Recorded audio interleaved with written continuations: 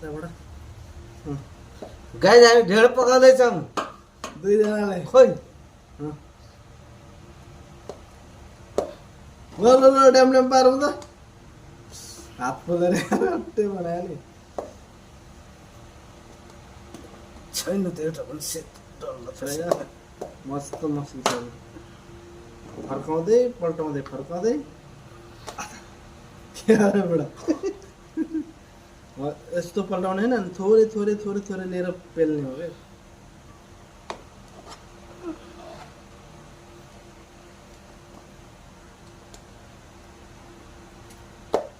या धार रहेछ कि यस्तो चलाउने छ यसमा धार छ नि त किनभने यो खिएको छैन नि त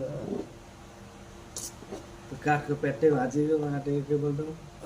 मन पल्लो अन्त भन्छु डरै जस्तो त लागिरहेको थियो अब टिक्छ भनेर मैले भन्छु टिक्दैन किनभने त्यो ढेँडो पकाउनु यत्रो मोटो बाँसको आउँदो रहेछ क्या होइन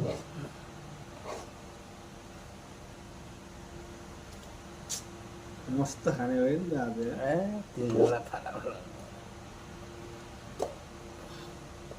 लाइभमा चाहिँ हान्नु न यार होइन यो छ त भिडियोले बनाउँदैछ त यो गाइस हेर्नु त कोदोको ढेँडो कोदोको कोदो कोदो प्योर कोदो घरको कोदो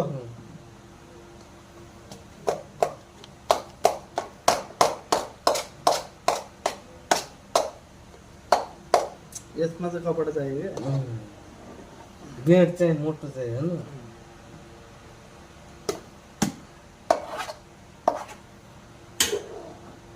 अब यस्तो गर्ने थोरै थोरै लिएर पेल्ने हो क्या अब यसले दुखाइरहेको छ क्या छ अझै यार कपडा छैन हाम्रो उहाँ छ त कपडा त्यो बिडमा चाहिँ कपडा बाँध्नु पऱ्यो क्या त्यो पेल्नै सकेन त्यो जानु अब चाहिँ हुन्छ अब चाहिँ यसलाई त्यता पल्टाएर अनि थोरै थोरै लिएपछि बोले यार हात पोलो मेरो त्यो भाँचेर खत्तै त्यो उम्लेको आयो नि त